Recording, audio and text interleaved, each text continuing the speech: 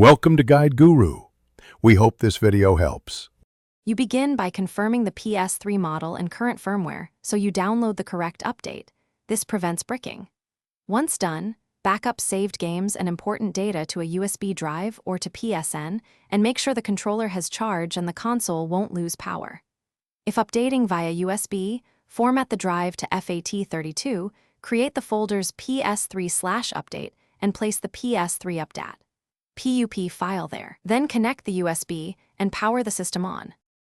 You now download the official PS3 .PUP that matches your region and model. Using the wrong file causes failures. Next, insert the prepared USB into the console and go to Settings, System Update, then choose Update via storage media so the system detects PS3 .PUP. Follow the prompts and accept license agreements. The console will copy files and reboot into the update routine. Make sure you do not remove power or unplug the controller during the file copy or installation process to avoid corrupting the update. You finish by checking Settings right arrow system information to verify the firmware version, and then restore any saved data or re-download purchases.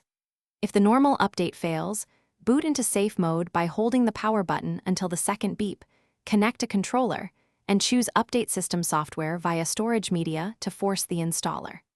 Make sure to try the USB process again if errors persist. Common failures come from a corrupted PUP file, so reformat the USB to FAT32. Thanks for watching. Consider subscribing if we helped you today.